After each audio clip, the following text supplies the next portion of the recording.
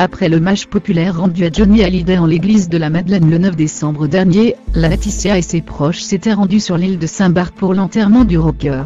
Dans l'avion, la jeune veuve, très émue, a tenu à s'adresser avec beaucoup de tendresse à chacun de ses amis.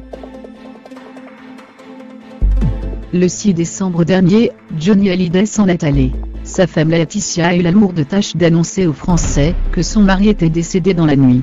Dans un message bouleversant, elle lui avait adressé un dernier message d'amour. Par la suite, la femme du rocker avait dû tout organiser. L'hommage populaire en l'église de la Madeleine tout d'abord. Avec ses filles Jade et Joël, elle se tenait, humble et forte derrière le cercueil de son mari disparu. Célébrités et anonymes étaient venus très nombreux dans les rues de la capitale dire un dernier au revoir au chanteur. Puis, avec une poignée de fidèles, une trentaine pas plus, Laetitia et ses filles Jade et Joël se sont envolées pour Saint-Barthélemy, afin d'enterrer Johnny Hallyday. Dans le Boeing 757 en direction de Saint-Martin, Laetitia a tenu à dire un petit mot à chacun. Elle a pris le temps d'exprimer combien elle avait été touchée par la cérémonie de la Madeleine, la foule sur les Champs-Élysées, les biquets.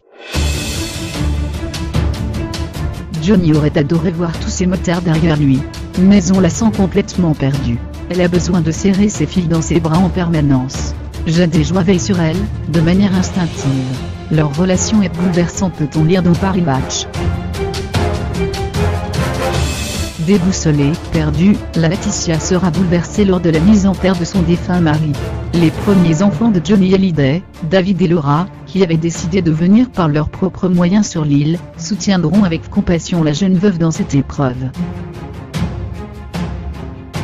Seule aujourd'hui sur l'île de Saint-Barth avec ses filles, la jeune maman apprend à vivre avec l'absence. Elle devrait rester près de son mari jusqu'à mi-janvier. Laetitia Hallyday retournera ensuite vivre à Los Angeles avec ses deux petites filles.